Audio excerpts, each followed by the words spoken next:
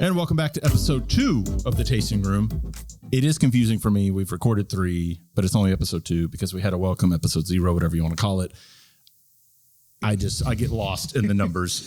Welcome back to the Tasting Room. It's like counting floors in the European style. They start at 0. You're right. And then they go 1, 2, 3, which is also very confusing. At least for us. Maybe not for you guys at home, but it is confusing for us. And that lets you know what you need to know about us. Yeah. Right. They're like, yeah, please come to level 1. And you're like, I am here. I am here, I promise. You want to tell everyone who we have coming up after, tell them that. We'll take a break and then we'll listen to it. Yeah. Right on. Yeah. So we're going to be interviewing Elliot Nelson, the man, the knight. Sir Elliot Nelson. Sir Elliot Nelson of the McNellie's group. And we're really excited to have a conversation with him. I think it's going to be really great. It is. It's a roughly an hour long. Listen to it all because there's just nuggets of wisdom and just overall goodness from minute 1 to minute whatever it is, 70 or 68, whatever it was. It's a great conversation. He has a lot of really great things to say and pretty good insight to where Tulsa is going to go. Could he run for mayor? Find out next on The Tasting Room. That's a TV tease. Right. Right. Let's take a break. On the other side, Sir Elliot Nelson. Cheers. Hey, I'm John. I'm one of the partners here at Grassfire Creative. We are a production company. We do animation, video production, live production, anything you need to creatively tell both your story and your business's story. Along with the content that we create, we also provide the strategy behind how to get it in front of the eyeballs that matter to you. We're located right in the middle of the United States in Tulsa, Oklahoma, so no matter where you are, we're just a short flight away. Bottom line is we are very excited to both meet you and tell your business's story. Please do reach out to us one of the ways below via email or phone number and check out more about us at our website, grassfirecreative.com.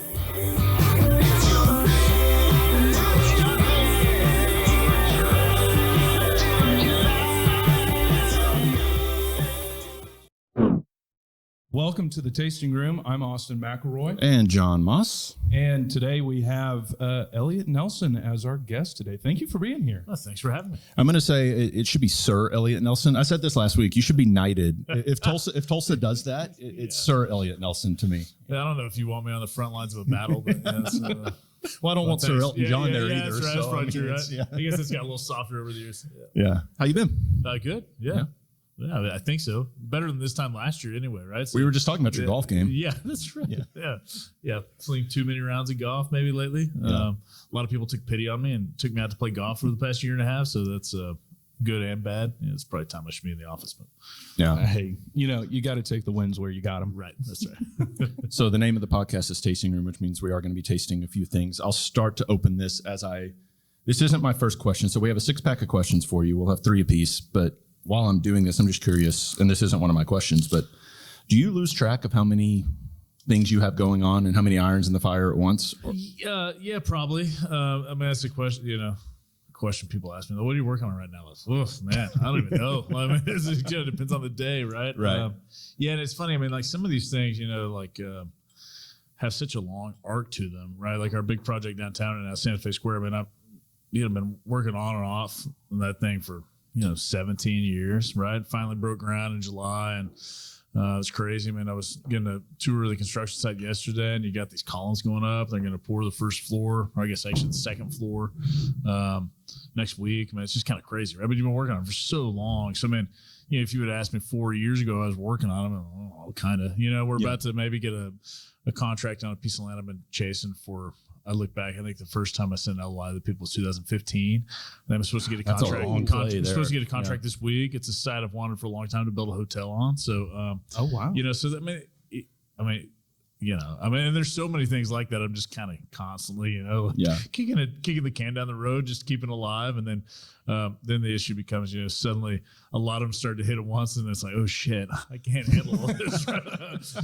It's a good problem. It was great when I was just like kicking it down the road, trying to keep the ideas alive. And then when they actually come to fruition, then you got problems. But it's a good problem to have. So before when it rains, it pours. Yeah, before we go what are we drinking? Way back. So this is again from the bourbon group I'm in, Spirits of Legend. This is from here in Tulsa. It's Red Fork Distillery. It's pretty delicious. So I'll try it with you for the first time, and then I have some ice over here if we need it watered down a little bit. Right on.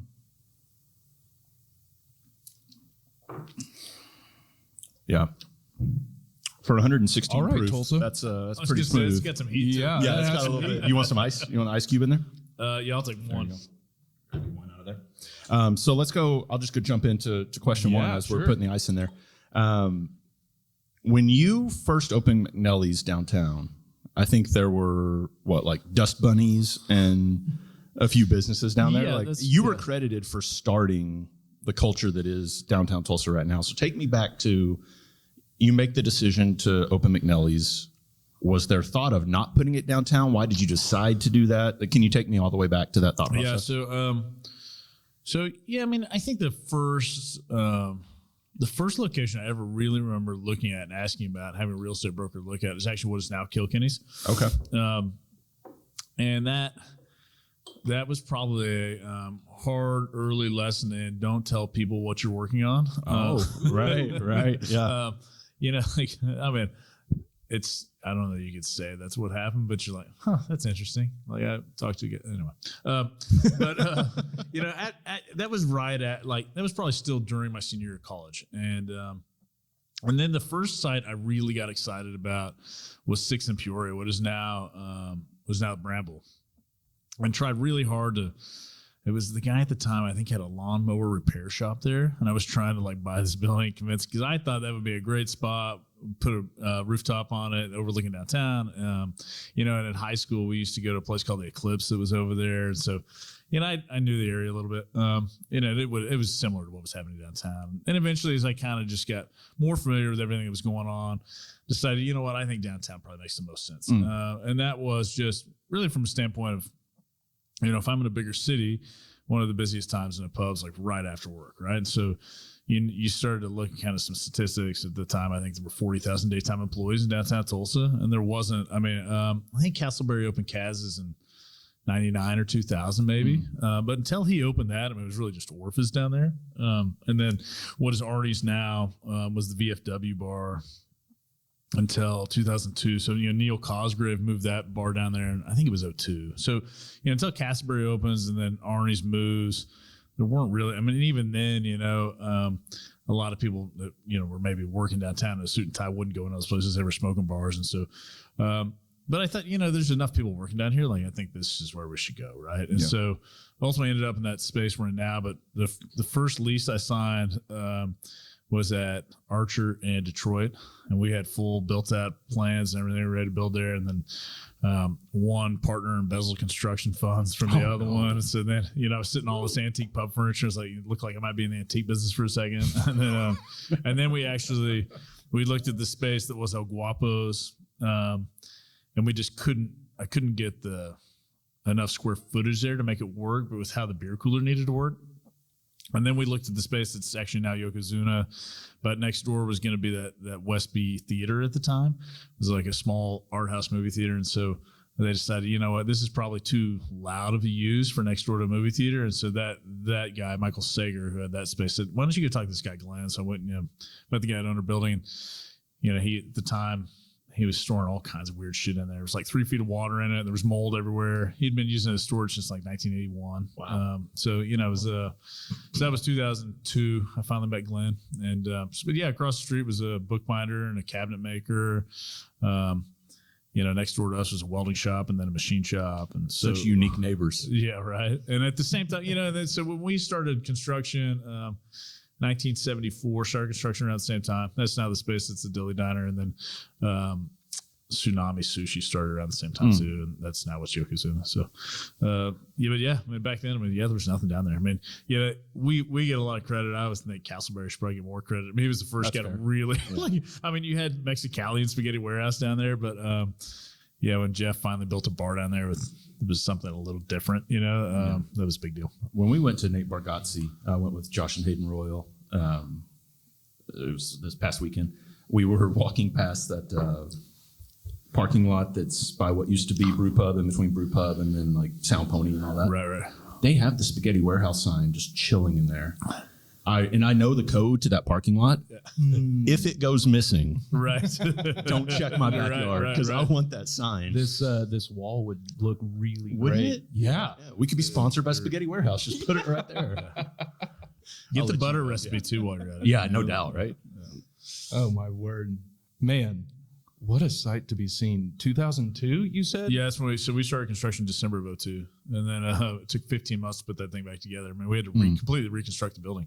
So this isn't my question, but I'm just trying to conceptualize what downtown Tulsa looked like back then, because literally at that time, and I'm not trying to date anyone here, but I was just getting into high school. So I literally wasn't allowed to go downtown. Oh yeah. Unless I went to like the Canes for a show or something like that, and I had to have a buddy. And so Buddy system. Yeah, buddy that's right. system. Yep. I guess so. I would just like to know a little bit of history about your thought process on opening downtown, and why an Irish pub? Why did you choose that? So downtown to me, I mean, at that point, by the time we finally got open, Steve Kitchell was down there. He had those nightclubs. So there was a nightlife, right? But those things didn't spool up until, I mean, they were probably busy from 10 p.m. to 2 a.m. 2 nights a week, right? I mean, there was like 8 hours of activity down there. Right. But to me, it was about putting something in a place that, if you were working in the Williams Tower and you wanted to get off work and go have a nice beer somewhere, like you could go do that. Because it's a brilliant idea. Because back then, most people who were doing that were getting in their car driving to Brookside, right? So, I mean, you had a 3.5 mile drive to like have happy hour with your coworkers, which to me seemed kind of weird, right? So that was part of it. The Irish pub to me, I mean, I can wax poetic about pubs like forever, right? I mean, so I in my junior year of college, I did an exchange in Dublin. I was there a semester. I was going to ask what the R&D was for that. There it is. Yeah, and so I just loved Irish pubs, right? I mean, I didn't go to class very much when I was there. I spent a lot of time in the pub. I don't think any exchange student does. Yeah. That's more or less an excuse to travel. Right. Yeah, no that's doubt. right. And so just like the pub that I lived in, this little village south of Dublin. It's probably 15 miles south of Dublin, called Blackrock. And this is the same locals in the bar every night. Sunday after mass, it was packed, right? You had like grandparents all the way to little kids. And so to me, the pub is this place that like, it's like a living, breathing thing, right?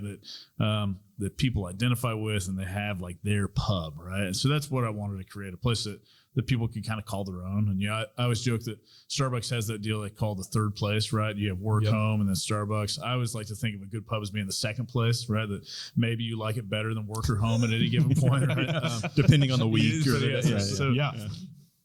So that to me was like, I wanted a place that, you could sit down and have dinner with your kids, but also have a nice beer, right? Or you could go for a happy hour with people from work, or stay late night, maybe with your friends. So, I was trying to hit a lot of different kind of, points of service. And that confused a lot of people when I was like, had this business plan put together, trying to raise money. Like, no, you need to like identify like who's your core customer. I'm like, no, if I do it right, if I build a really good Irish pub, like everybody is. Right. That's the point, right? Everyone comes to a pub. That's right. Yeah. So, I mean, it was, I wanted back then, I mean, bars in Tulsa and Oklahoma, by and large, you couldn't see in them, right? They all like, blacked out. And like, so to me, it was important to have those big windows up front, people be able to see outside, people be able to see in and see what's going on. And so, it's, to me, I go back to Ireland. I mean, I haven't been since the pandemic, but I usually go about once a year just to kind of reacquaint myself with like what it is to be in one of those pubs and just kind of hang out and what the service is like and the kind of camaraderie. And, man, and I've been lucky enough to go to Dublin a few or 4 times in my life, and one of the things that really stands out to me with Irish pubs is the first time you step into one, you could close your eyes and smell the air and know that you're in one. Yeah. It smells like history or something, and right? actually you have that at McNellie's, which is really, really cool. I get a lot of memories every single time I walk through your doors. It's a really cool experience for me. Tell Sipes to pick it up on the cleaning. It's not supposed to have that musky aroma. To a point. Yeah. The smell needs to still be there. That's right.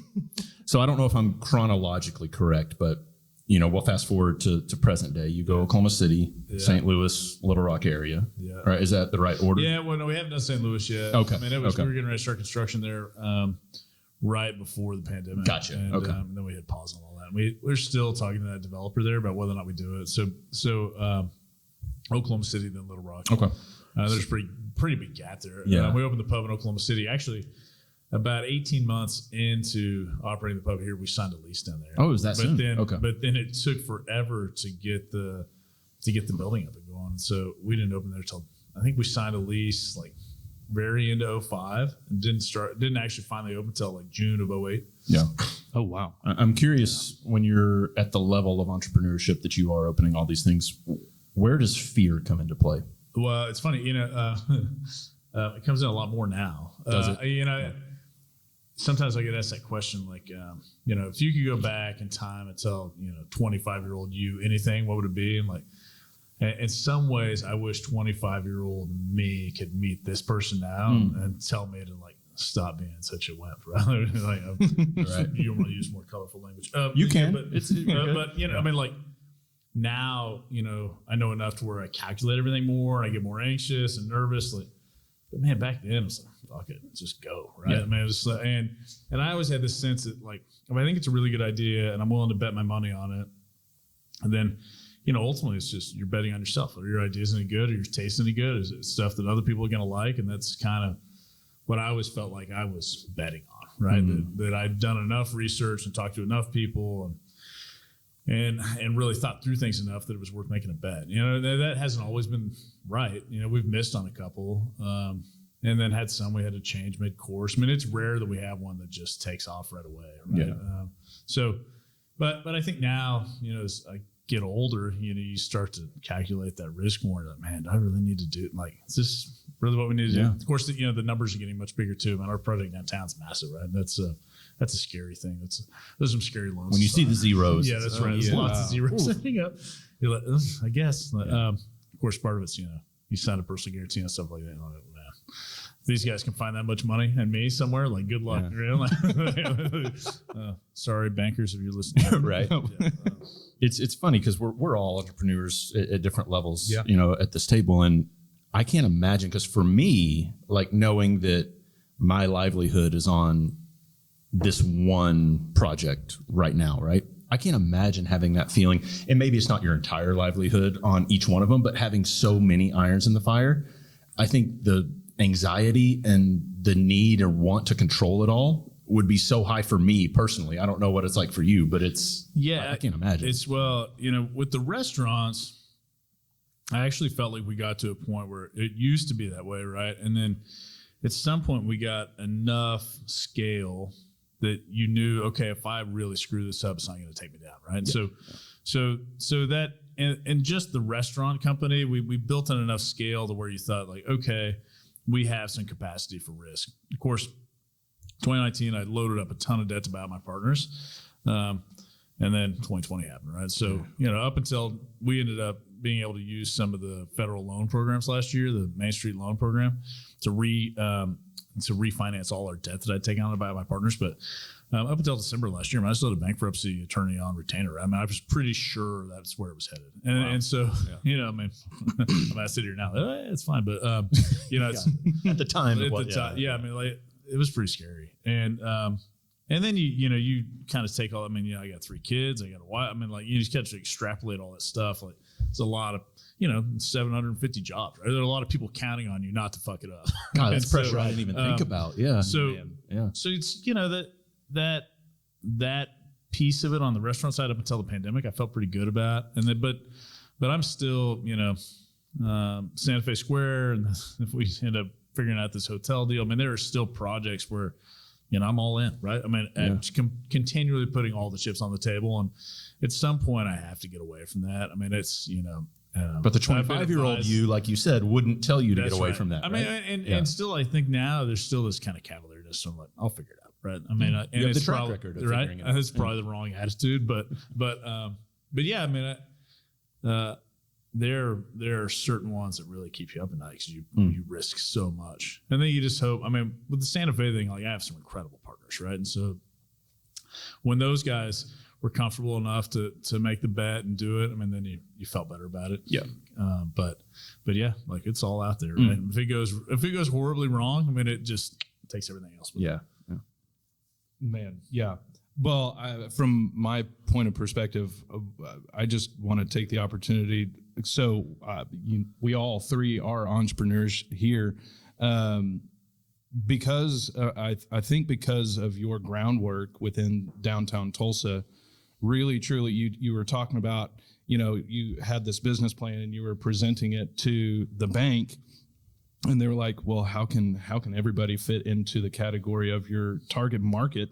I didn't have that barrier when I was starting my brewery, because they had already heard that I, presented this idea of opening up a tap room and basically a pub without food, and the language had already been there and they had already heard that. So they didn't, I don't know if they even asked me if I had a target market.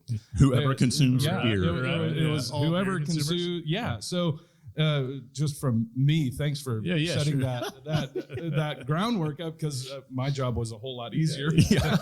Less stress over right? it. We do what we can, right? Yeah, we sat down the business plan. They were like, oh yeah, we've seen this before. Yeah, maybe it'll be the next guy to build a really big mixed-use development too, and they'll just be, oh no, there you go. Yeah. Easy. Yeah, there you go. Oh man, I don't know if I'm ready for that kind of stress. You're not. You don't want it. Believe me. The juice is not worth the squeeze. There you go. At some point, we were looking at the numbers, and one of the guys I'm kind of close to and bounced stuff off of it. So, why are you doing this? I'm like, honestly, man, it's just at this point, I just got to see it built. He's forgot like, why. There's no return there. I'm like, yeah, I know. But it's gonna get built. Like, it's just like at some point you just do it to say you did it, and hope you don't lose anything, right? Like if I break even and they got this big building, that'd be pretty cool, right? That's pretty cool. Yeah.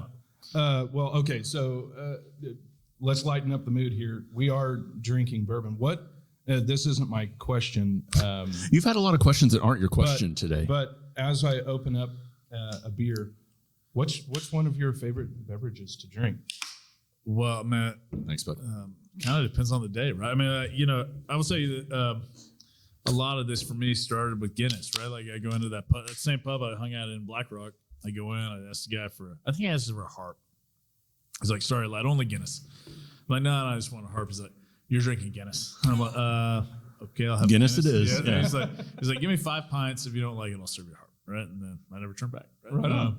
So I mean, for me, Guinness is kind of what started, and that was I was probably 20 when I walked into that pub, right? So I mean, that was the thing that kind of opened up my eyes to like, oh, okay, like and then you end up, for me, traveling to Belgium and other, Germany, other places where, you really start to dig into beer culture and realize, what all is out there, and so so I mean, to me, I still default to beer, right?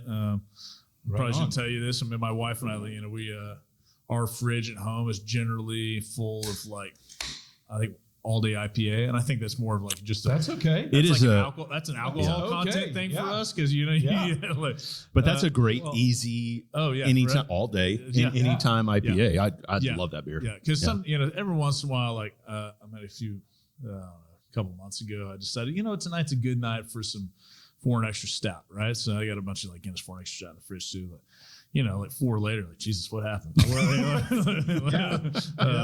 Well, you can't session those kinds of beers. But what are we drinking? Yeah. Talking about a sessionable beer, this is Going Stag. This is our Belgian single, which Belgian singles are not done very often. It's a style that's been around for hundreds of years and was one of the very first beer styles to be nicknamed the lawn mowing beer. The monks called it their gardening beer, right. And they made it for themselves. So it's light in color, really crisp, very hop forward. For a lighter bodied style beer, one of the cool things about this beer specifically towards Cabin Boys is we won a silver medal at GABF last year, which was Oklahoma's first medal in that category. That's awesome. Within a decade. Yeah, it's been a while. So that was really cool for us. It's fun to share it with you. So, you get that good Belgian yeast right there, right? That's it. It's funny. You spent time with those monasteries. You've been over there at all? I have, probably 6 or 7 different monasteries. I've been to. I mean, Chimay and Orval, right? You can only get that Belgian single like there. I would love to go there. Yeah. Chimay is the gold, right? Chimay Gold, is that what theirs is? And I think it's the green at Orval. Yeah. And then there are numbers everywhere else. Yeah, I think that's right. 4 is the number that everyone else has. Yeah, 6 is where they start double, right? Yeah. So yeah, it was a style that I wanted to bring back from Belgium because and other smaller regions because you really don't ever see them. Right. So second question would be what are you Second question. I mean, we're gonna need more beer if we're on a question too. what is your Second for him. Yeah. Sorry. Official question. Right. Yeah. What are you passionate about these days? What are you excited about within your business and within your role within Tulsa? So within our business, we're building some projects right now I'm excited about. We're building a little like Korean barbecue Asian steakhouse next to Yokozuna downtown, which would be I'm hesitant to call it Korean barbecue because it's not traditional Korean barbecue, but it's shaped and styled like Korean barbecue. Grills in the middle of the table. So I'm excited about that. We're taking out Guapo's. We're going to turn it into a fried chicken restaurant, which I'm excited about. Oh, are you really? I didn't know that. Yeah. Okay. So that'll be cool. The one I'm probably most excited about, I bought a building at 18th and Cincinnati. It's kind of buried in the middle of Maple Ridge. We're going to build a little like neighborhood bistro there. How cool is which that? I think is going to be really cool. Yeah. And of course, I live 5 blocks from there, so I'm gonna we got the neighborhood bistro, but I'm gonna model like the little bar after some of my favorite pubs in Dublin. So I'm gonna have a pub I can just walk to. That's awesome. 4 or 5 blocks away. So that's fun. The big project downtown. If we can pull off this hotel, which I'm really excited about, if we can figure it out. But I think overall, like about 5 years ago or so, I was kind of adrift and spent some time. I did this deal in Dallas called Stagen. It's this like leadership program thing. Some people recommend it. I go do, but part of the output of all that is like figuring out what you think your purpose is, right? And so I think for me, I spent a lot of time like I'm not somebody who wants to build 20 of the same restaurant. I'm just not wired that way. It's not interesting to me.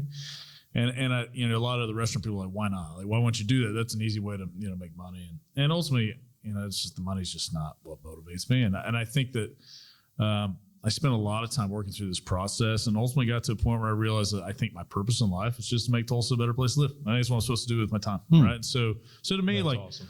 I feel invigorated because I'm, just every day waking up, working on projects that I think matter, that I think it'd make the city a better place to live. And so, kind of having that clarity and then being able to block out some of the other noise, or, if we have opportunities, which we have right now, to do some expansion and other things, really, I think opens me up to just empower some other people to go execute those projects and give them some more equity. And so, not to hold tight to that stuff, but to say, like that's not where I fill up my bucket. So, find the people that do love that stuff and let them go execute and just keep focusing on the things that I think are interesting that I feel like align with my purpose. I have a follow-up to that. Like outside of, obviously you're a leader within the McNellie's world, right? You are the leader. But outside of that, when you look at Tulsa and maybe even Oklahoma, maybe even the region, do you see yourself as a leader? Oh, I don't know. It probably depends on what subject matter you're talking about. Yeah. Certainly within the restaurant industry, probably, at least in Oklahoma. I've chaired the Oklahoma Restaurant Association board and done some, so I mean, yeah, I think so. I guess, do you like that? Do you like being a leader? Actually, I found so early on in the pandemic last year, I was working really hard to try and just figure out how I was going to save our business, right? But in that, found that I was probably better situated than almost any other restaurateur, especially in town or maybe even in the state. Some of that excludes maybe some of the really big guys, but in terms of like just independent operators, I was best situated to have access to our political leaders and to be involved in that process. And so, I found a lot of some of the stuff that got me through all that was every day digging into that, being on a lot of conference calls, a lot of meetings, a lot of lobbying, but then taking that information and sending it back to all the other restaurateurs in town who I know didn't have access to that information. And just again, back to kind of what I felt like my purpose was, but like, I'm going to try to make sure we have less restaurants that close than anybody else. Like that, as a city, if we wake up on the other side of this and almost everybody made it through, and if I can help do that, like that to me that's going to be a win, right? Yeah. So yeah, man, I think and some of this stuff, and in terms of like city politics and things here, yeah, I probably am, but I try to stay out of a lot of of the state stuff. I mean, Sure. No, I get that. Various reasons. But, I oftentimes, kick around, I might run for mayor or whatever. I don't know. I don't know how. That's where my mind was going for the next question. It's funny. I don't know. I have had people say your name. I talk about it a lot, right? And I've looked at it. I'm just not sure. I'm not sure if it's the best use of my skills and time, right? And that's something I'm trying to figure out, right? I certainly kind of feel somewhat called to step into that, especially if, we've had times when maybe the wrong people step up. I mean, so, if it looks like the people stepping up to do it next time aren't going to be great, because I think GT's done, I certainly haven't ruled it out. I might do it. But, I'm a registered independent. Granted, it's a nonpartisan election, but, people will still, peel that back. And so, that's... We'll see. We'll see what happens. Grassfire can make you some kick-ass campaign right, videos, good. so we can start that. So I'll ask my last question. There were some machine guns. Oh, we'll make it work. We'll make it work. They won't know you're independent by the videos we shoot. I'll supply as much beer as I can. There you go. Yeah. I'll ask my last question, and then before yours, can you do the ring opener? Because my opener's out there. No, I've got gold. Oh, you can't do it. Yeah, I don't have it. I don't think we might have to. I might. So I'll ask this question, hear your answer, and then I'm going to get my bottle opener, and we can do it. But so part of the reason of this podcast is kind of discussing and delving into how, whether it's food culture, bar culture, craft cocktail, whatever it is, how it can elevate a city, elevate a region, put a city on the map. Right. How do you feel like that can happen for Tulsa? Do you feel like our food scene is progressive enough? Does it need X, Y, or Z? Where do you feel like we are on that journey? I think we're on that journey. The thing we're missing, this is part of the reason I'm really interested in building a hotel. We're missing tourism, right? And so when you don't have transient dollars coming through and you don't have people going to a place planning on spending a bunch of money on a meal, it really limits what you can do on the top end of a food scene. I think our cocktail culture is really good now, I think. Places like Valkyrie and Hodges and others kind of leading the way and have been doing a really good job for a long time. And now you start to see people that came up through them, going out and branching out and doing other stuff. And so, I think, luckily, through McNellie's, we were able to see it, right? We had a lot of people come up and work for us who've now built a lot of the other cool shit in town. We're just the old, stale people now, but at least I take some pride in that, some of these people that work for me. We were the incubator. Those people doing the cool stuff used to work for me. You've got, Warren and Amelia's and all these places I think are really doing some great stuff on the food side of things too. Bull in the Alley gets a ton of press. We have a lot of people we know come and visit town to eat there. So, I think the food side of things, we're getting to a point, I would say we punch above our weight in some ways, but, the converse of that is that a lot of the best food cities in America are smaller than us, right? Charleston and Portland, Maine. And so, we're good on one end, but on the other side, we still need to do better. And I think part of getting better is building a hotel culture that we don't have, that I think if people know they can come stay somewhere cool and then go to all these places, I think that'll be a big deal for trying to get us those tourism dollars that then at some point allow you to build that, 12-course tasting menu restaurant that lands you on a bunch of lists that I just don't think we just don't have enough transient people to do right now. I'm interested to see what happens with Farm Bar. She's, doing it and pushing the envelope, but I have always been concerned because we've looked at that before. I've been concerned that once, the locals kind of run through once or twice, are they going to continue to support something like that? Because the places in bigger cities that are successful with that model, they have constant new people coming, right? And so that I'm hopeful, and there's ways to, you can always put a burger on the menu that everybody can come eat once a week and be fine, right? But so I just wonder. I think we need more people here that are visiting with one-time dollars to I think push it a step. So real quick, I'll follow up and then I'll run get that bottle opener without taking the tourism side out of it, right? And bringing people in and getting fresh faces, fresh palates in here.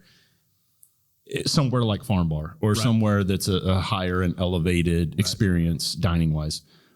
How do they get locals to continue to come back? Is it all about creativity? Is that kind of what's missing in a way? Not to slam on anyone that's here. But is it constantly reinventing the menu so that every time they come, it's a different experience, or is it something else? I probably have a different view of our market than most people do. I think in many ways it is making the food accessible enough that you appeal to a broader swath of the population. So, I just don't, and this is something I argue with some of my fellow restaurateurs about, right? The way we built stuff downtown and the way we tried to develop that neighborhood was we tried to get as many people as we possibly could down there. Like that was my goal, right? Like we want mass appeal. We want everybody to be able to identify with it and eat there. And we've now done some things that, the bowl, now the Asian steakhouse deal, and some other things we can narrow. But I think you have to have something that appeals to a lot of Oklahomans, right? And that market's different, right? It's something, and so to me, it's figuring out what that line is between that farm bar creative, constantly reinventing, but also making sure that if you're somebody that maybe is our age that likes to travel to New York and eat at Michelin-starred restaurants, which I love to do. That the menu is. I hope to do that. Right? That the menu is. I don't want to say broad enough, but the menu is accessible enough or identifiable enough that maybe you bring your parents or grandparents in there to eat too, right? Like so to have our great stuff here needs to be good in a way that people who get out and travel a lot recognize it as great, but also needs to be accessible enough that you can take maybe your family members there who don't seek out, maybe you can take your aunt and uncle who just love Branson and take them there and they're blown away too. Right? And that's really hard to do. Right? Yeah. But I think until we get the tourism dollars, I think that's how we have to keep going. And I think there's maybe, if anything, our missed mark in terms of pushing food culture, and you're starting to see this pop up, is maybe some of the Native American foods and embracing some of that, and then trying to figure out more. I think we've got to figure out some more local produce and stuff like that. And you look at like Prairie Creek's doing some great stuff, and there are others. And I think as that network kind of gets built out and we can access more local, then that helps kind of build that as food destination. I'm going to keep following up because I keep having questions. Yeah, and it's just like this conversation. Well, I kind of have a statement if you don't do it. Mind. Statement. Not necessarily a statement, but maybe a follow up to that is what I've seen within our brewery. Going on that question actually, and kind of backing you up with what you're saying. What I've seen within our brewery is, what's drawing locals back to the tap room or back to restaurants is, one, you have to have that solid, creative, unique flavor to yourself, but that unique flavor also has to have a trust to it because it has to be consistent, and then you can kind of throw some salt on top of it that is new. Like we do our brew bacas that are new and kind of wild and weird and very outside of our breath I would say consistently, maybe once or twice a month. But everyone comes back and has Going Stag or Kolsch, which are unique within their own vein, but they can trust that it's always going to be there. Well, and with beers like this and Kolsch, right? If you got a group of 12 people, and the one guy's a Bud Light drinker, like he's going to be happy with the Kolsch, right? And that's great, right? And I used to, it used to anger me, right? I used to not want to serve people that shit. I'm like, no, you need to try this. You need to do this, right? But but at some point you realize that, you know what, man?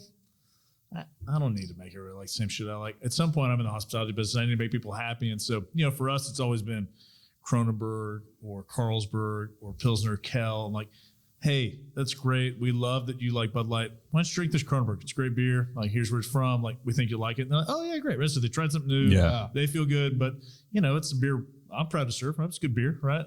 It's not outrageous. Those are fantastic. Yeah, so, awesome. But figuring out that thing where you like, getting somebody something they like, but not having to embarrass them because they don't like a sour or something, right? Like, we only just do sours here. You're going to have to go somewhere else, right? Or whatever it is.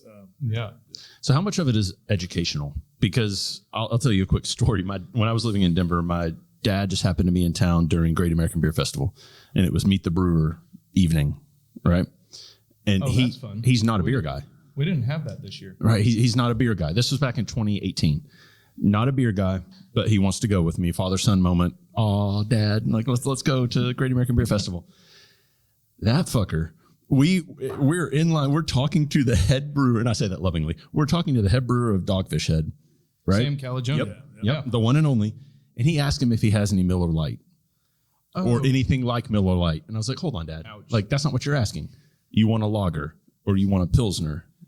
And you know, luckily they were graceful about it. Like, yeah, what you're, Sam's a nice guy. what those are this, and this. But it was an educational moment for him. Right. And like for me, and I don't say this conceitedly, but the more I hear people talk about food, maybe just in Oklahoma, maybe just in Tulsa, but I feel like I'm a fish out of water because I like being challenged and experiencing things and expanding palates and being like, I don't know what that is, but I'm going to order it because there's only one way to find out if you like it. Right. And that's to try to eat it. Right. So I think for a lot of people, how much is all of this conversation also around education? Yeah. Right. Teaching them what they don't know. Yeah. I mean, a ton of it, right? Yeah. And I think a lot of it too is menu engineering, right? I mean, like, so I mean, just like we were talking about, Austin Scotch Kolsch, right? That's a great, just like easy drinking beer that anybody can get, and they're not going to be embarrassed that they're in a tap room and there's not something they like, right? And I think that restaurants, even great ones, have to have like, even if it's a roasted chicken or a burger or whatever, like, you gotta always have something that. So if you're in a restaurant and everything's foie gras and offals and everything, right, like that, somebody with you about, I'll just get the roast chicken, right, and to have it be great and done with care and done in a way and like, not just a throw in, right? Right. Yeah. So it's education, but some of it's menu engineering and saying, if we're going to really push the envelope in all these ways, we're also going to make sure that we bring other people along with us, right? Yeah. And so I think that's important. And it's important for us as we have more chefs push the boundaries here, that they don't leave certain people behind. Because I think when they do, they're going to narrow the amount of people that go into those restaurants. And our population's not growing rapidly enough to support a bunch of new outrageous stuff. Right? Well, and I think some of the most memorable meals for myself are some of those like roasted chicken. And they kind of hit home, and they could be unique within their own style of being made, whether it was like a certain salt used or pepper or anything like that. I love trying all sorts of new stuff, and I've been to a lot of different places and tried weird things. But your memories. Yeah. You as humans, we love to eat something that is right? nostalgic. Yeah. I mean, I was in I was at City Grocery the other night in Oxford, Mississippi, and that's what I ate. I ate the roast chicken. I mean, I talked to the server and stuff. She's like, so honestly, the chef thinks the best thing on the menu is the roasted chicken. I'm like, all right, give me that. Yes, it's fucking incredible. And it was like I had a Mexican spice rub on it, and then these very like thinly sliced mandolin jalapenos and like this like sour cream little like dollops that had some cilantro infused, and like so it ate like a really elevated like fajita almost, and it was like done on this bed of beans, and it was incredible. That sounds awesome. That does sound, I'm really hungry. That sounds great. Yeah. And as a just to give a point of reference, like as a brewer, I've been to quite a lot of different really cool breweries, but if a brewery, it doesn't matter who it is, where I am, if they have a Helles or a Kolsch or a Pilsner, that will be my first beer that I order. Yeah. Because it's how I judge breweries, actually. Yeah. That doesn't make me sound a little bit judgmental, but that's how I judge breweries. I feel like, it's kind of like a litmus test or something. It gives me a barometer of where that brewer is and can really tell me a lot of their personality within those styles. Yeah, I mean that's the same. I like, to me, you always judge a Tex-Mex restaurant based on their cheese enchilada, right? Just get a cheese enchilada. 100%. It's funny. It was McKellar. I feel like Chase corrected me once when I said it in some of these. We'll have to ask him next week when he's on the right way to say it. Yeah, ask him. It's McKellar. So I think I said McKellar, so no, McKellar. I was like, oh, well, now I'm second guessing myself. Let me know. But there was an interview I read with him once.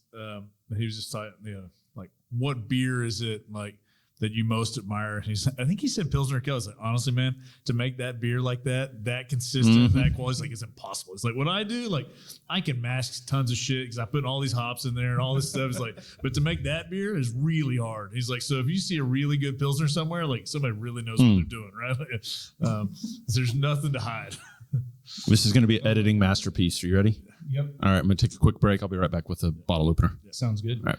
Welcome back to the tasting Here it is. room. We're going to drink one last drink here. We're having a beer. I don't know why I brought that's 4 cups. actually not even released yet at the brewery. This is my head brewer's Scotch ale. Ooh. That was aged in bourbon barrels for, I think, about 4 months, 4 or 5 like it. months. So we're going to release this beer here, I think, within the month. Thanks. Within the month. So it's really fun. Really, really cool beer. I'm very proud of him. This is actually his first recipe that he has written at the brewery, and the first of his career, because he's Thanks, bud. this is his first job in the brewery world, which is really cool. He's very smart, really hard worker, and excelling extremely fast in this industry. That's really tough to learn. There's so much information going into brewing. It's ridiculous. We ask each other all the time what we should improve on, where our knowledge is lacking. So he's a really impressive guy. His name's David McLean, and just a really smart guy, really fun to work with. I feel honored to be able to work with him because he makes myself excel in this world, and he makes Cheers to David. really good beers. So cheers to David.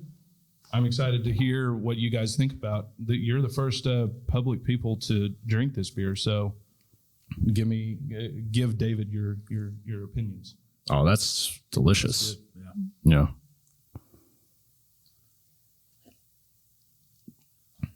You get that bourbon barrel for sure. Yeah, it's like living in that barrel, but really in a soft way. Yeah. It doesn't overpower it. A lot of times bourbon barrel beers get kind of overpowering, right? Like, you still really taste the sweetness from that malt and the Scotch ale. Yeah. I want everyone to be able to hear your last answer. Be sure you're up here a little bit for Austin's last question, which I'm sure is a Pulitzer Prize winning question. Yeah. Oh my goodness. No pressure. No pressure. No. It's great because it goes back to our conversation earlier, back to why Tulsa. But what do you think, and what should people be excited about for Tulsa? And the question is, why is Tulsa so cool? Fuck. Is it? I think it is. No, I'm kidding. But what should we be excited about? Because I get the question. To me, man, Tulsa seems like it's growing so fast, and a really cool music scene, food scene, beer scene, whatever, bourbon scene or whiskey scene. What do you think that people should be excited about? I'm going to give you a really boring answer first. The thing that people should be most excited about that no one is that VA hospital downtown. I thought you were going to say Elliot as mayor. You know what you're excited about that? Yeah. So That's a good answer, though. So what's interesting, the VA hospital is moving down there, but we're also tying a mental health hospital to it, which Oklahoma is desperately lacking. Mm-hmm. But even more important than that, they're working on quadrupling the number of medical residents at the OSU hospital with those 2 additions. So the number I heard is they're going to go from 75 residents to 300. And then you have a corresponding number of new nursing jobs and other things. So I think you're going to see a bunch of jobs out of downtown for mid to late 20s people who are high earners and potentially high earners long term. And so I think that that has a way of sending a ripple effect back through town. So that's actually one of the things I'm most excited about. We need economic developments that are job growth that have long-term lasting effect. And that, interestingly enough, has a way to really change some stuff in the city, especially by cranking out a bunch more doctors, which Oklahoma desperately needs, especially not just in Tulsa, but in the rural areas especially. So that's a big one. Tulsa Remote is continuing to add more and more people. I think that their goal is, I'm trying to remember, I talked to them the other day. I want to say that they're trying within 3 years to get up 1,000 people a year.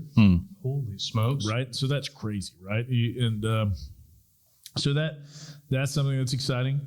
There's a lot of economic development activity with the city that's ongoing that I think, auto manufacturing stuff, other things that potentially have a lot of long-term lasting impacts.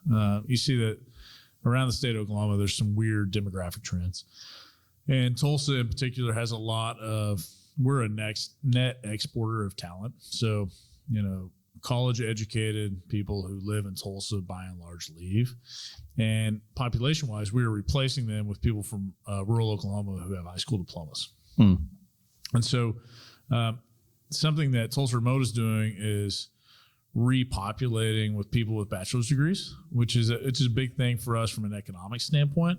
But I think even more exciting for me is some of these long-term economic development opportunities that the city's pursuing are going to be really great jobs for those people who are moving from rural Oklahoma with high school diplomas. So, you look at someone at American Airlines who's maybe one of the mechanics. Those are 6-figure jobs, right? Great jobs you can retire with and raise a family on. And so we have a couple of prospects in the pipeline as a city that will add even more jobs of that caliber, which I think for the state of Oklahoma and the net migration patterns we're seeing will be a really big deal. So, I think, Tulsa, more than Oklahoma City, we have a lot of manufacturing jobs that they don't have. And so to build on the manufacturing base and add more to it will be a big deal for us long term. I'm excited about some of those opportunities. And I'm also really excited about the infill of downtown. We've built some splashy projects over the last few years. Pop Museum's about to be done. Obviously the ballpark and the arena and all those things. But we are now starting to infill with a lot of multifamily housing and just to get the density level up to where it needs to be. And I think what's going to happen, a lot of people won't anticipate, is in the next 5 to 10 years, most of those empty city blocks will be filled in with housing and more offices. And so that density and the amount of people downtown, especially on a kind of 24/7 basis, is going to probably triple over the next 10 years. And when that happens, it's going to be a huge deal. And it will be palpable. You'll feel it on the street. You'll feel it in the restaurants and bars. Thanks. You're welcome. So I think there's a lot of things to look forward to. We still have some issues. We need to figure out a 4-year public university. We got to figure that out. We need a residential university here. We're the largest city in the country that doesn't have one. Whoa, I didn't know that statistic. Yeah, and it's a problem, right? And so we have issues, things we need to tackle, right? And our public education is a huge issue. That's a state issue more than city, but so it's not all rainbows, but I think there's I think there's some stuff to look forward to. And I think that for me, the things that I see going on, the investments that are being made, I think there's a rising tide lifts all ships. And I think there's a really good future. We're sitting right now at effectively third Utica, right? Yep. But I think, this whole neighborhood should be a dust bowl. Right. Yeah. Yeah. And I think this neighborhood will fill in all the way back to downtown. I think in the next 15 years, you're going to see all this stuff developed into new Class A stuff. And that's going to be really cool. It's becoming, I know it's called Studio Row, but by God, it's going to be Barbecue Row before you know it. We have High Dive next door. Oak Park is really good. Yeah. Leon's is moving into where Swamp House was. They're opening up another location there. Who is? Leon's Barbecue from North Tulsa. Okay. So it's in the small little, almost like house in North Tulsa, and Leon is fantastic. And it just fits with the church studio, Leon Russell, Leon's Barbecue. It's just a match made in heaven. Yeah. But it's, between that, and I think there's a fourth barbecue place coming in somewhere a little in between here and downtown. Yeah. Another Texas barbecue style place. So, and I've heard 1907's right. Yeah, 1907. I've heard 1907's good. I've heard the one that's out in front of Heirloom's really good too. Killer Whale. Killer Whale. Yeah. I don't like barbecue that much, sadly. As you can tell, I do. I know most of the names. That's a sad life to live. That's the sodium, right? I'm just like, that is very true. Yeah. When you're trying to consume this much beer most of the time, you gotta make some trade-offs. It's a give and take somewhere, right? So if I was going to pick a word to describe this conversation, it would be growth in general. Yeah. Like just topic. It seems like that's what we keep hitting on. So we'll let you leave on this. I want your opinion. Do cities have ceilings when it comes to growth, or is it glass ceilings that can be broken through? Like whatever that ceiling is, depending on what the city is. There's no ceiling. Okay. I mean, Austin was the same size we were 25 years ago. Yeah. Right. I mean, so, it just takes a few things breaking the right way. The same with Oklahoma City too. I mean, growing up, Oklahoma City's a shithole. And the mayor down there is one of my best friends. And he and I, in high school, had this rivalry, and now it's great, right? They just had some things break the right way. They had the right, they had the right private sector leaders at the right time. Mm-hmm.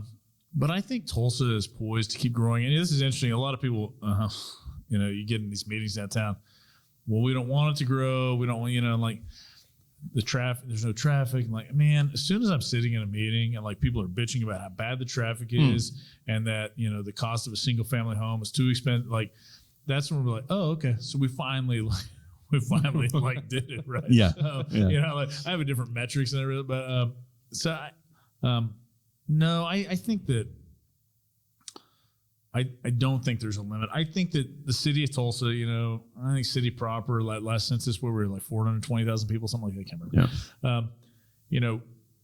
I don't see us getting much past that. Maybe we get up close to 500,000 people, but I think the goal for the Tulsa should be, we need to be the absolute best city under 500,000 people in the country. And our MSAs right at 1 million, maybe, in the smaller MSAs but I think we need to pick our competitive set, and we need to really kind of set eyes on who we need to be and where we need to be, and maintain quality of life and some of the things that we all appreciate about how easy it is to live here. But then touching back at some of the earlier points in the conversation, making sure that we have the best possible food and beer scene and everything else we get. And I think, honestly, I think we already do, right? I think there's some things here that we're all really proud of, right? And so maintaining those and growing them, and, I think we're still kind of a hidden gem. As people discover that, I think it's just going to continue to get better. Well, man, It's really cool. I could keep having this conversation. I have so many questions that just come to my mind, but you have 82 businesses to run. So I'd much rather be here in this room. Nobody can find me. My phone's off. I'm drinking beer. This is great. I only just want to say We have a few ounces left. we do. Well, Elliot, cheers, man. Yeah, Thanks for coming having in. me. Appreciate you doing this. And we'll take a quick. Hey, wait, hold on. Before we leave, tell me more about that whiskey. We need to get a plug for these whiskey guys. I know. It's effectively cast strength. It'll light you up. It is definitely that. So it's it has some rye in it. What was that? It's a little bit rosy. I was gonna say, did it have rye in it? What's the? I don't think this one's rye. Bill? This is just. I don't know the rye bill, didn't or taste that sweet. the mash bill. Sorry, Yeah. it's a barrel strength straight bourbon whiskey. Okay. They call it Reverence out of Red Fork Distillery, but the group I'm in is called Spirits of Legend, and it's just a bunch of dudes that like drinking bourbon and ladies, people that like drinking bourbon. So this one was barrel 001. It was selected on March 23rd. So it's, 58% alcohol by volume, 116 proof. We're drinking bottle number 82. So it's, Red Fork Distillery is just on the west side of, of Tulsa. It gets so after it's it'll get you where you're going for sure. That's right. So it's crafted in Oklahoma. And I know they had a deal to be called, I believe, bourbon whiskey, it has to be from a certain region. No, does it not? It has to be from the United States. That's what it. It has to be at least 50% plus 50.1% corn in the mash. That's right. It wasn't a region. It was the mash bill. It has to go in a fresh American oak barrel. So those are your three things: American, mostly corn mash, and fresh oak barrel. And then on the back, I don't know if we can see this, but oak has a lot of cherry to it. That's what I was getting out of it. Yeah. And then it has that really. So bourbon, the reason that a lot of people like bourbon is because it's almost thinner on the tongue, and has a little bit of fire on your throat, and that's because of the corn. It's kind of like drinking a pilsner of whiskeys. Yeah.